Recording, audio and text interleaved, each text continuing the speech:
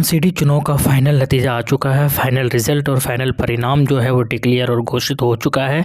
लेकिन एआईएमआईएम की अगर बात की जाए दोस्तों, तो शायद थोड़ी सी निराशा ज़रूर हाथ लगी है। बहुत सारी चीज़ों के ऊपर बातें करने वाला हूं दोस्तों, लेकिन फाइनली मेयर किनका बनेगा, तो केजरीवाल का मेयर बनेगा। इस चीज़ के ऊपर भी मुहर लग गया है। 130 प्लस सीट लाए हैं दिल्ली के अंदर, और मेयर बनाने के लिए 126 सीटें चाहिए था।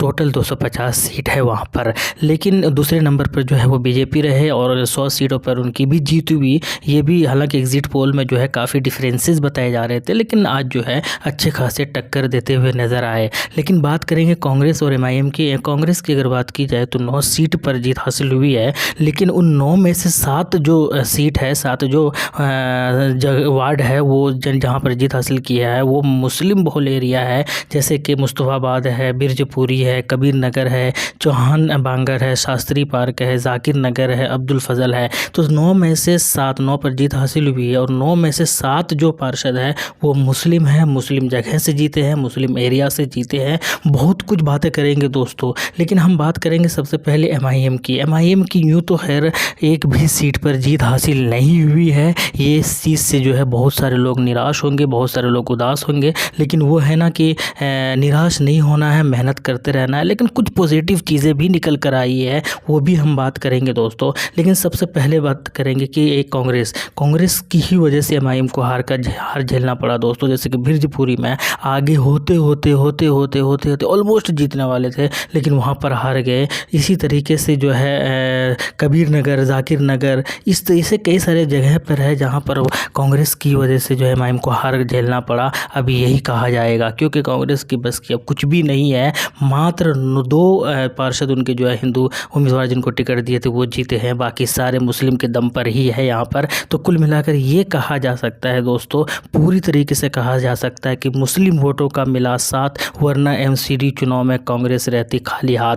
इस तरीके के जो है जो टाइटल है वो वायरल हो रहे हैं। लेकिन एमआईएम की अगर बात की जाए दोस्तों, हालांकि ज़रूर जो है एक सीट जीतते जीतते रह गई है। बहुत हालांकि पूरा अफवाह भी हो गया, पूरी तरीके से चर्चाओं में भी आ गए। हालांकि टीवी चैनल वालों ने भी दिखा दिया था कि एमआईएम आगे हैं, ऑलमोस्ट जीत गई है, लेकिन फिर भी जो है वहाँ हार हो गई और वहाँ पर कांग्रेस की जीत हुई है। लेकिन कुछ पॉजिटिव चीज़ें हैं जिसको लेकर अगर एमआईएम बढ़ेगी तो शायद उसको एक मोटिवेशन मिलेगा। जैसे कि परसेंटेज की अगर हम बात की जाए दोस्तों, तो आम आदमी की सबसे ज़्यादा परसेंटेज है 42.05। भारतीय जनता पार्टी ने 39% वहाँ पर वोट शेयर हासिल किए हैं। कांग्रेस की अगर बात की जाए तो मात्र 11.5% उन्होंने हासिल किया है। बहुजन समाजवादी पार्टी की अगर बात की जाए तो 1.80 यानी कि 1.80% जो है इन्होंने भारतीय बहुजन समाज पार्टी ने जो है वोट शेयर हासिल किया है। लेकिन इसके अलावा जितनी पार्टियां हैं, जैसे कि राष्ट्रीय कांग्रेस पार्टी है, इसी तरीके से भारतीय कम्युनिस्ट पार्टी है, भारतीय कम्युनिस्ट पार्टी मार्क्सवादी है, इसी तरीके से एएमआईएम है, इसी तरीके से जनता दल है, राष्ट्रीय लोक दल है, ऑल इंडिया फॉरवर्ड ब्लॉक है, समाजवादी पार्टी है। तो इन सारे पार्टियों से ज़्यादा वोट शेयर जो है एमआईएम को मिले हैं 0.6%, जो कि इन पार्टी यानी कि समाजवादी पार्टी से ज़्यादा है, राष्ट्रीय लोक दल से ज़्यादा है, जनता दल से ज़्यादा है, भारतीय कम्युनिस्ट पार्टी से ज़्यादा है, राष्ट्रीय कांग्रेस पार्टी से ज़्यादा है। तो इससे शायद एक मोटिवेशन मिले कि हमने जो है ये वोट शेयरिंग के मामले में 5वां स्थान हासिल किया है। हालांकि इससे ज़्यादा नोटा को ही मिला है। ये भी सोचने वाली बातें होंगी कि इतनी ज़्यादा मेहनत के बावजूद भी एमआईएम का खाता नहीं खुलना दिल्ली के अंदर, वाकई ये एक सोचने वाली बातें हैं और इसके ऊपर काम करने और सही चीज़ करने के वाली भी बातें हैं। लेकिन कुल मिलाकर एक चीज़ ये है, क्योंकि यहाँ पर जो है सीधा मुकाबला जो है केजरीवाल यानी आप और बीजेपी के बीच में ही रहा है। कांग्रेस का ज़रूर थोड़े बहुत 9-10 सीटों पर मैदान में आई, लेकिन जो है उनका भी दबदबा बिल्कुल भी देखने को नहीं मिला। और 15 साल जो है लगातार काबिज थी, वहाँ पर मेयर बना के रखे हुए थे, वहाँ पर बीजेपी उनको जो है केजरीवाल की पार्टी ने हरा दिया है। लेकिन एमआईएम की बात की जाए दोस्तों, तो इस तरीके से निराशा प्रदर्शन क्यों रहता है, क्यों उनको वोट में कन्वर्ट नहीं हो पाता है, जबकि भीड़ की अगर बात की जाए, हुजूम की अगर बात की जाए, तो सबसे ज़्यादा शायद इनको ही यानी एमआईएम पार्टी को ही देखने आते हैं, इनकी सभा में ही लोग आते हैं। लेकिन फिर भी जो है इनको वोट शेयर में कन्वर्ट नहीं हो पा रहा है। कहाँ रीज़न है, इसके ऊपर भी सोचने होंगे।